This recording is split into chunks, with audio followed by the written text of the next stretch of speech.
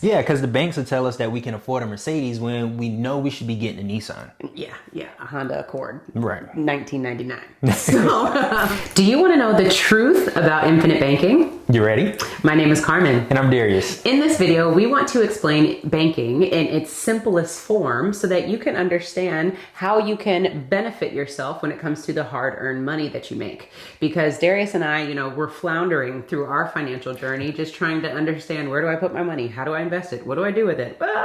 So in this video, we hope to provide value so that we can answer some of those questions that we know we had. Right. And one of those things that we had to come to realize was the fact that we had to understand, what are we already doing? Yeah. So when we think about traditionally what we do with our money, we have to earn the income through our jobs or through our business. We earn that income and then we deposit those funds into the bank. Yes. Now, after we deposit those funds in the bank, we may need a loan for our mortgage. We may need a loan for our car. We may need a personal loan. We need things. Yeah. We need to finance our lifestyle. So then we leverage our future earning potential in order to get a loan from the bank. Yes, we do. Now, when Darius says we leverage our future earning potential, what he's saying is we are going to the bank and saying we make X amount of dollars, and the bank is banking, no pun intended, on the fact that you have this money on hand to be able to pay them back plus interest.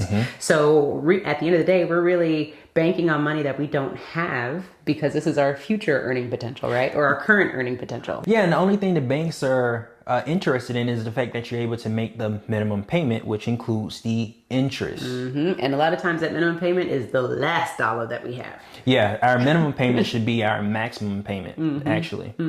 Yeah, because think about it. How many times have we all gone to the car lot with a number in mind, but because we tend to live above our means, we buy something that we can't afford, and then we end up getting in trouble. We go in knowing that, I can only afford $250 a month, but then we come out with $350 a month somehow, and now we got to figure out how in the world are we going to make up the difference. Yeah, because the banks will tell us that we can afford a Mercedes when we know we should be getting a Nissan. Yeah, a Honda Accord. Right. 1999. So, if anything, again, we're putting this into perspective. So just to recap really quickly, we earn income. Our income has to go where? It goes to the bank.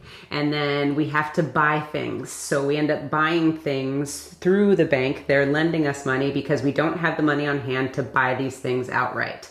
Now, one thing that we want to bring to your attention is when you put your money in the bank, you're actually already behind the 8 ball, because your money is not keeping up with taxes, which is money that's coming out of your pocket that you're not getting any money back for. Inflation. And inflation. Inflation being the fact that your money, or everybody's money, the value of it is decreasing. So when we put our income into a storage facility, we want to make sure that that storage facility is keeping up with taxes and inflation that we have to pay every single year. So if we're doing absolutely nothing, we're just saying bare minimum, you get a deposit and you put it in the bank in a savings account, you're not keeping up with inflation, so you're behind the 8 ball. Now, when we talk about infinite banking, it's talking about doing all those banking functions ourselves. Yes. So we still have to earn income. We still have to have income coming in through our jobs or through our business. But where we store, our storage facility is different. Yeah. When it comes to banking, you want to utilize a dividend-paying whole life insurance policy. Yes. And the reason why we like to use the whole life insurance policy is because it differs in when we compare it to a savings account, where we're able to earn a higher interest rate.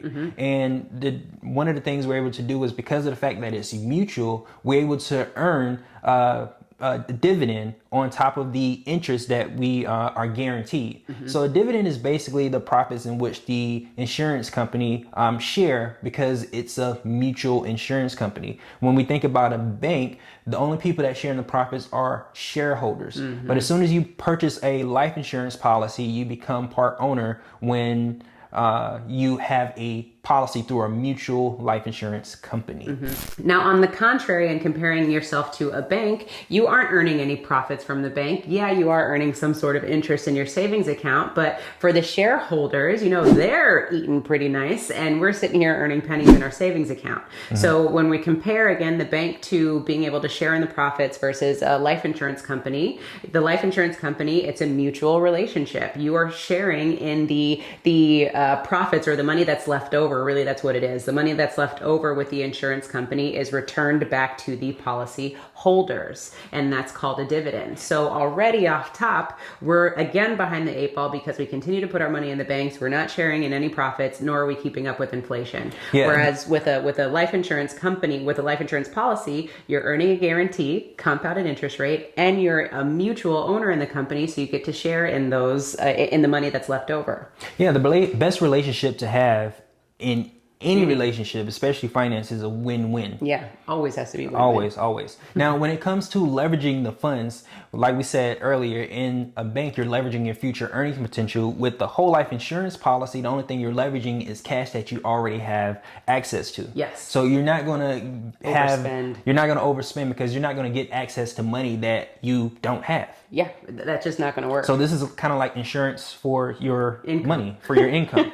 It keeps you from overspending. Amen. Now, what you're able to do when you borrow from the insurance company is the fact that you're able to leverage the cash value that you have on hand. You're not going to withdraw it because, as we know, when you disturb that compounding interest, like in our previous video, you are no longer earning interest. So if you borrow, you're still earning interest, and you're able to use those funds to make your major purchases in your life. Mm-hmm. So instead of paying the bank, you're going to be paying yourself. Yeah. And one thing that I want to make sure that we're understanding, because you said a word called cash value. Mm-hmm. When you pay your premium, or the fee to have your life insurance policy called the premium, your money is going to go into 2 different buckets, or at least how we design our policies. One bucket is going to buy you death benefit. So if something were to happen to you, meaning you pass, and a certain amount of money is going to be paid to your family, mm-hmm. insurance on your life. Death benefit. Yeah, the death benefit. The second thing is something called cash value. So when you pay your premium, some money is going to go towards the savings mechanism that gets built up in the policy. Mm-hmm. And that's going to be your new savings account. So that is where the compounding is happening. And that's where you're able to leverage the cash that you have on hand to finance the things that you need in life. And still while you're earning interest in your life insurance policy. Exactly. Because what happens is you're actually not going to take that money out of your savings account. Like Darius said, we're not withdrawing. You're going to get a loan. And you're getting a loan from the insurance company because you're saying, hey, I have $20,000 in my account. The insurance company is going to check and say, oh yeah, that's right. So let me give you our $20,000 so you don't have to disrupt your cash, and they're going to give you theirs so your money continues to grow. Mm-hmm. Now, when we take that and we borrow it and we pay ourselves back that interest because we respect our money. If we're going to borrow money from any other financial institution, we're going to pay them back with interest. We have to do the exact same thing with ourselves. You got to put some respect. Yeah, you got to put some respect on it. Now, when we think about this as a vehicle, it basically is a savings account on steroids. Yes. Because not only are we funding it with our income, but we're redirecting the interest that would have went to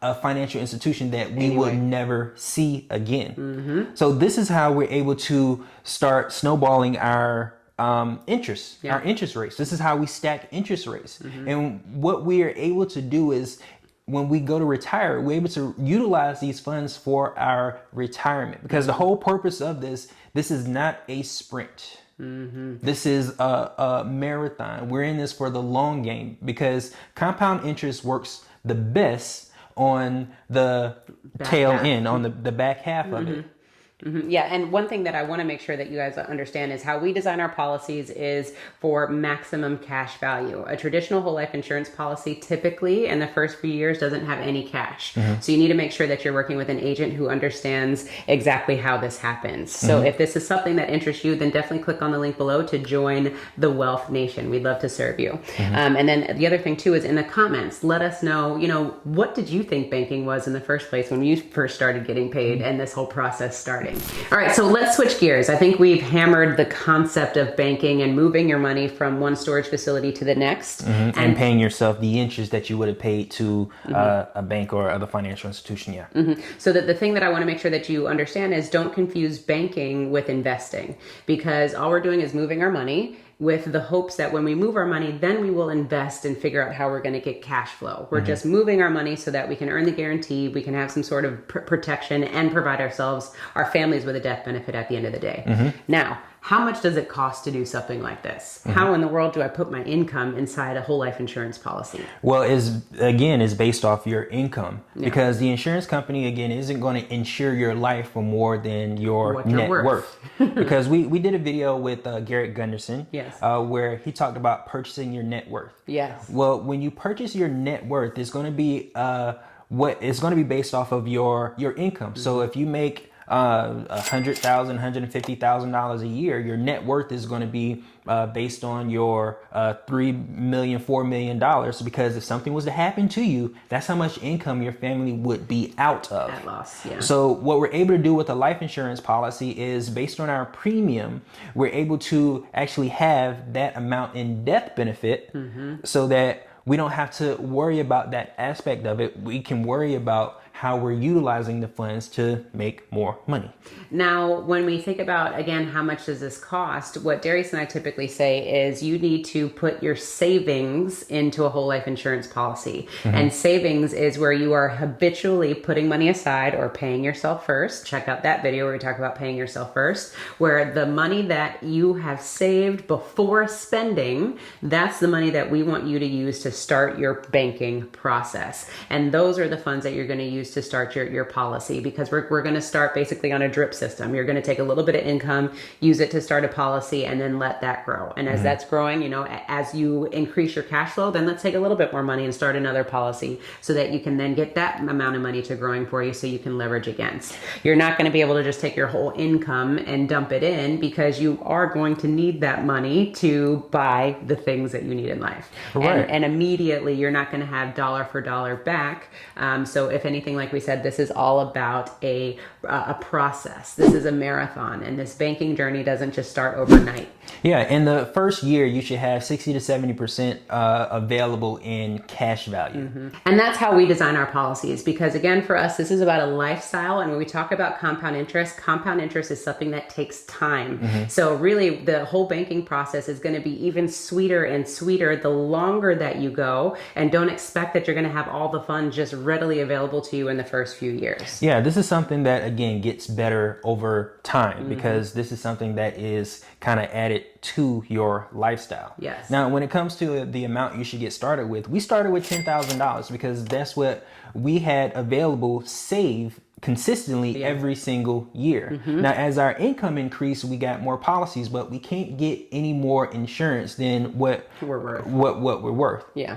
So I think a good rule of thumb would be to start with $10,000. If you can do that comfortably, then this is something that's for you. Yeah. If you're not able to do that comfortably, then wait till you can, because this is something that is not for everyone. When we talk about starting your own banking system, you have to have habits in place before getting started. I'm so glad that you made that point, because this banking process is something that everyone should do. It's something that banking is something that we're all doing, but it's not for everyone. And the reason why it's not for everybody, the reason why we say that is because some of us don't have amazing banking habits. And you need to make sure that you curtail those banking habits before you try to get a policy, because you don't want to bring that baggage over into this banking system that you're creating for yourself. Yeah. So it's going to take time. Like Darius said, if you can't put up $10,000, then we recommend waiting until you can, because it really makes sense for you to come to the table with a substantial amount of cash so that this can work in your favor. Right, I agree, because you don't want to set yourself up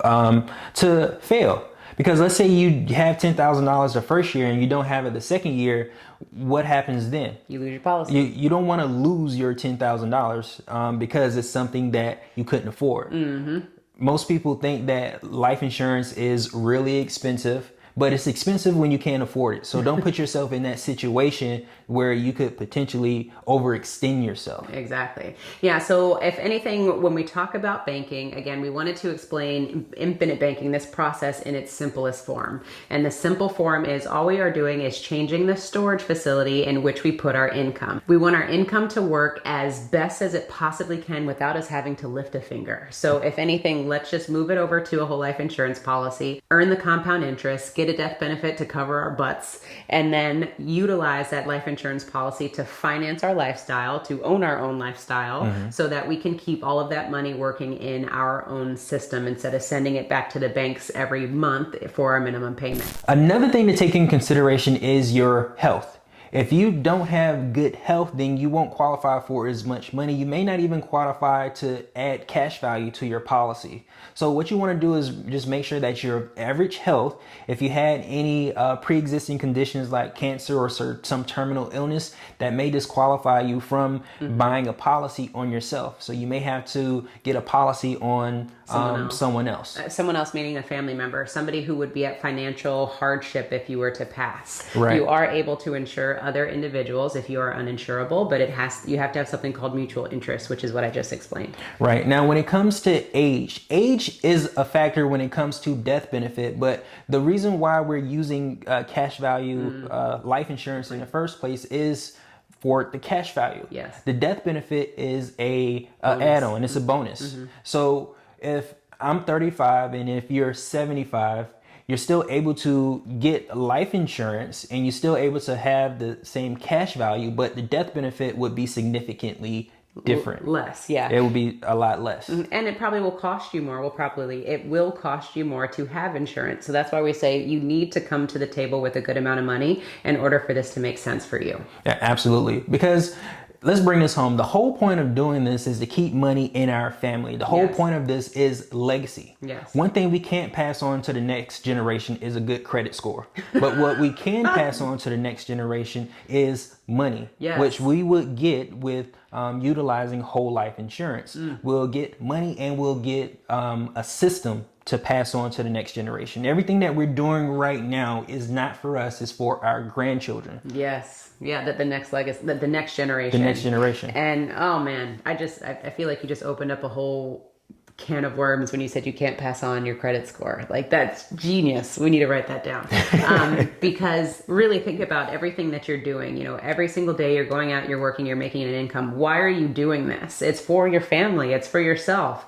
And then what do you want to leave at the end of the day? And if anything, we would assume that you want to leave more than what you came into this world with. So why not put yourself in a position where you can do that? Now, the next thing we want to talk about is fees. When we talk about the truth of infinite banking, there is fees involved with purchasing a life insurance policy. Because when you think about it, when you purchase a new house, you have to pay the real estate agent. When you invest, you have to pay the investor. There's fees involved with any finance we use. Our 401ks, there's fees involved. So the same thing applies with purchasing a life insurance policy. There's fees involved. Yes. Yeah. And basically what it is you have to pay the agent, and you're not necessarily going to come out of pocket and pay the agent. All of the fees are wrapped up in the premium. And that's another reason why you're not going to see dollar for dollar back with the cash that is growing, because the insurance company has expenses. They have to pay the agents. They have to make sure that they provide you with life insurance, and they have to make sure that they cover their lights at the end of the day. So there are fees that are involved, and it's just important that you understand that.